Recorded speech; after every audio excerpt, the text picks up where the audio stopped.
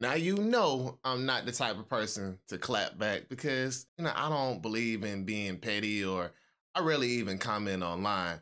But I had a really, really good comment that I posted online the other day, and I didn't get that many likes. I mean, who's surprised? I mean, when you post something that really makes sense online these days, most people really don't, click the like button.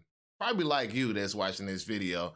But seriously, what I said was, it's always crazy to see rappers destroy our community and then turn into intellectuals decades later without ever even apologizing. And I don't know if you're into rap music or not.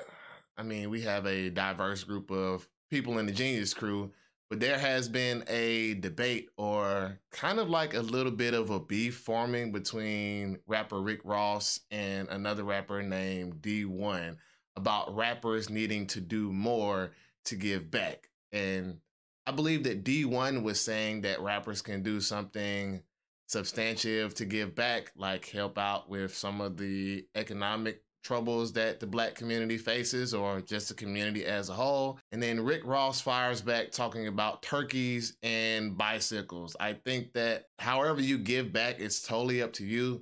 Me, I'm on the end of, like turkeys and bicycles. That just doesn't really seem like that does anything. I mean, turkeys, that's only once a year, and that's, obviously just for Thanksgiving. And bicycles, I mean, when the last time you seen kids out here really riding bikes? Like, what kids do you know that are like, oh my God, my life is going to change just because I get a new bicycle? I personally think that's a waste of money. I'd rather see the kids be given, like, I don't know, take the bike money and maybe buy them some books, or buy them a course that they could use, or even just buy them some stock, like something that they could have for the future. Because a bike, probably going to get used up in a couple of years, or they'll outgrow it or whatever. And clearly, in our community, people are not doing that much exercise, and that's the last I'm gonna say about that. But if you take a look at the last, 30 years or so that rap music has really been prevalent in the Black culture, think about where we are today. I mean, we have a lot of violence in our community, especially on like the home ownership end. We have the lowest rate of home ownership amongst any group here in America. We just have some real serious problems that are either partly or significantly due to the messages in rap music. The messages. Like, we all know that some rap music can be, really positive, like Common, but y'all know, like, that's not exactly what I'm talking about when I'm talking about the messaging and rap music being a detriment to our community. I call it situational conditioning. Like, there are so many people, like Michael Irvin talked about his son, there are so many people that have never been in a violent situation or a situation where they have ops, right? But if you constantly hear music in your brain that's saying, do this to the ops, do that to this person, do this to this woman, do that, do this type of drug.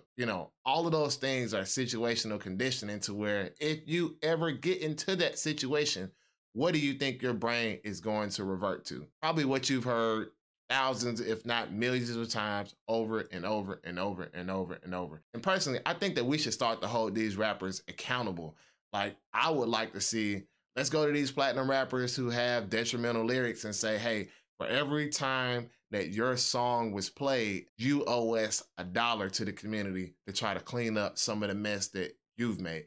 I know that people have joined gangs because of rap music. People have started selling drugs because of rap music. And we're not even going to talk about all the violence and the amount of people that are incarcerated just by the conditioning that they receive through their ears in terms of rap music. And of course, we have the new culture of rap artists. I don't know if you all have had the chance to see someone like Little RT, or if that's, if you don't have kids, please, if you do, hide them from Little RT, because I think he's like 9 years old. I mean, that guy is bad news, or at least his music is bad news. I'm not gonna say that a child is bad news, but the adults around him and the music that he puts out is just straight garbage. It's not good for anybody.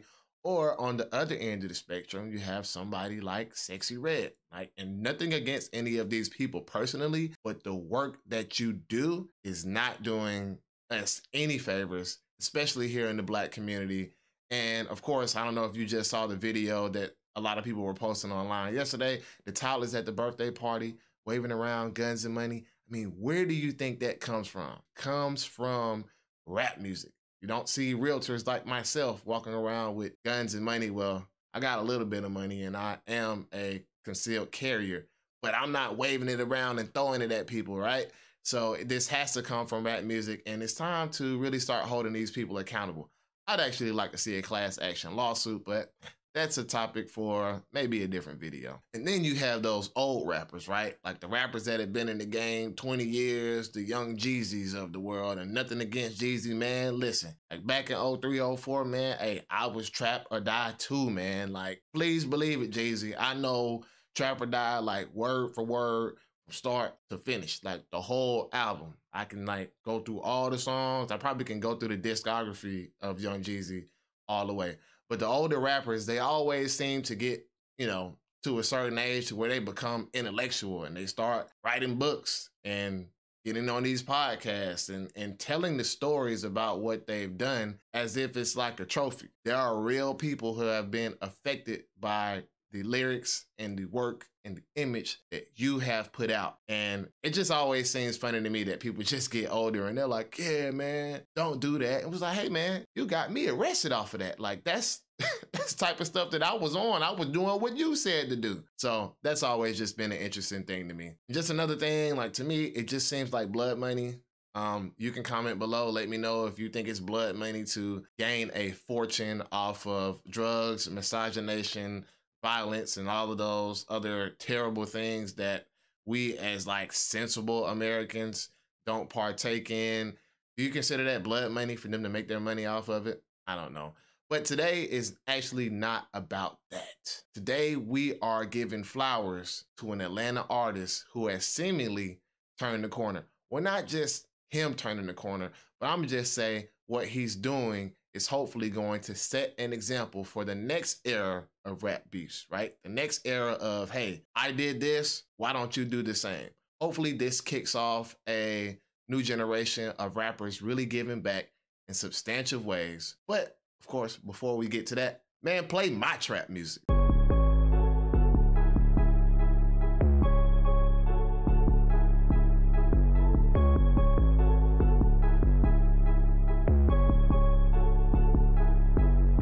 Welcome back, welcome back. It is the Market Genius. Of course, you already know that if you're watching this video. I encourage you to join the Genius crew where we talk about all types of different topics here, mostly real estate, mostly investing, mostly things that are gonna make you money. But we're creeping into things like entertainment because some of you all, you don't like making money. I don't know why, but you just like being entertained. And I can be a little funny sometimes. So please be sure to subscribe to this channel, like this video, share it, let everybody you know what's going on with this particular rapper because they do deserve the attention for taking the risk and doing what they're doing, and we appreciate you. I certainly do. Now, who is this rapper that we're talking about? If you haven't figured it out by now, it is none other than T.I. coming live from the VIP. I ain't gonna rap all the rest of the words. I love T.I., man. T.I. has always been a part of my life. Like I graduated in 2006 or graduated high school in 2006. So I pretty much grew up with T.I. I remember like I'm Serious. I remember Urban Legend, trap music. Like all of those were like integral throughout my high school career. I don't know if I'm Serious was middle school, but you know, I have a vast amount of respect for T.I. I think that he's done a great job with his family. Him being married like I am, he's married with kids, and he actually lives like right down the street from me. T.I., if you want to invite me over to the crib, I'd love to interview you, talk a little bit more about your real estate endeavors. And man, hey man, if you need an agent, hey, listen, throw me a little bit of them bones, man. Throw me a little something, man, because you're making big deals across the city. We see it, we read about it. So shout out to T.I., but that's the artist that we're talking about, who has actually purchased and developed an entire apartment building for affordable housing. Let's jump into the video and learn more about the great thing that T.I has just accomplished. Today, Atlanta rapper T.I attended the ribbon cutting of his first affordable apartment development. It includes 143 apartments and 25 special units for homeless kids. The Entrada West Side sits across from Center Hill Park in northwest Atlanta. T.I, whose real name is Clifford Harris, told us he remembers how the community struggled when he was young. The arts and entertainment industry in this city has been able to collaborate and be, I guess, profitable enough to offer the community so many things that, you know, are much needed. Developers say the property was once a shopping center where T.I.'s grandmother used to shop for groceries.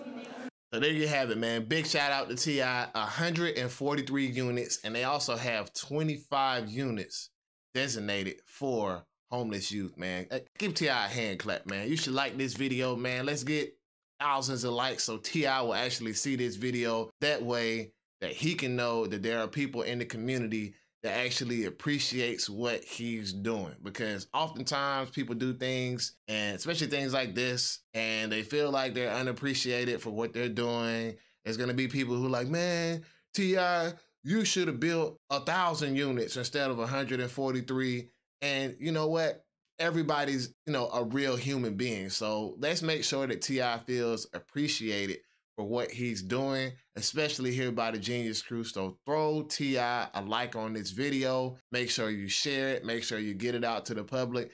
And what do you think about this? Do you think that people like rappers and athletes have a obligation to support the communities in which they came from? Like that apartment complex, you see his grandmother used to shop there. So do people who have the means and the money to do these type of things, do they have an obligation or at least a responsibility? There's a difference between the two. Do they have either in terms of when it comes to giving back things like this? Or would you prefer turkeys, bicycles, and like Rick Ross just gave Shaq a diamond chain? You think that's the best way to do it? Be sure to comment below. Go ahead, join the Genius Crew. We're taking this thing all the way up, talking about money, investing, real estate, stocks, crypto, bonds, whatever, man. Join the Genius Crew, and I'm out.